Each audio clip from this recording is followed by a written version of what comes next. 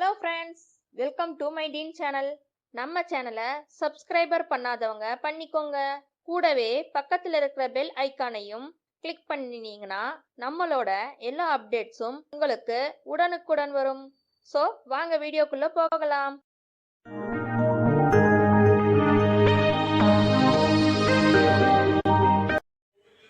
வாங்க இன்னைக்கு என்ன வீடியோவில் பார்க்க போகிறோன்னா சன்னா குருமா எப்படி செய்கிறதுன்னு பார்க்கலாம். இது இட்லிக்கு, தோசைக்கு, சாதத்துக்கு எல்லாத்துக்கும் சூப்பராக இருக்குங்க. சன்னா குருமா, அதாவது வெள்ளை சுண்டல் குருமா எப்படி செய்கிறதுன்னா, முதல்ல அடுப்பை பற்ற வச்சுட்டு குக்கரில் ஒரு 5 டேபிள் ஸ்பூன் அளவுக்கு கடலெண்ணெய் சேர்த்து வச்சுருக்கேங்க. எண்ணெய் சூடேறட்டும்.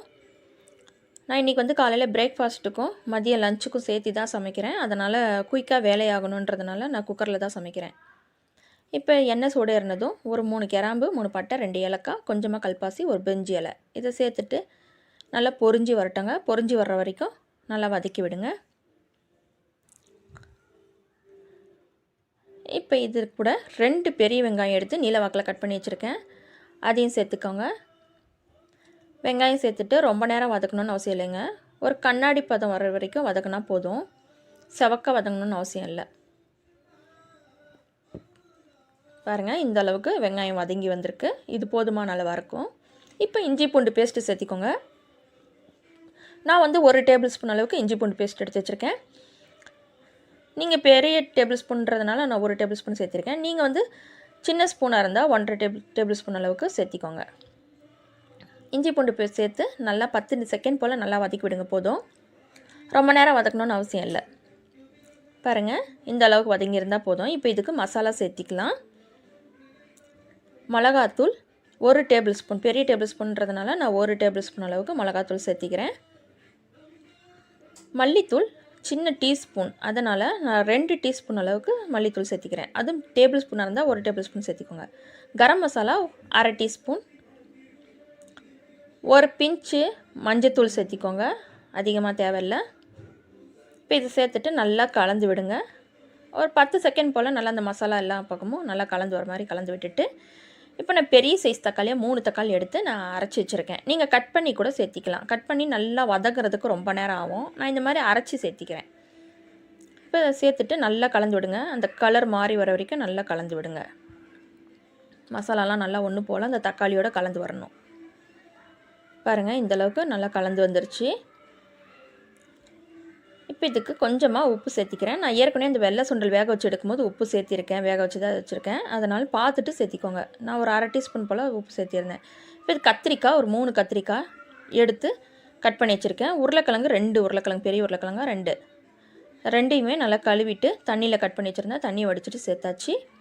இப்போ இதையும் நல்லா பெரட்டி விடுங்க. அந்த தக்காளி அந்த மிளகாய் மசாலாவோடு நல்லா அப்சர்வ் பண்ணி வர வரைக்கும் நல்லா அதை விட்டுருங்க. நல்லா உப்பு காரம்லாம் அதில் பிடிச்சி வரும்.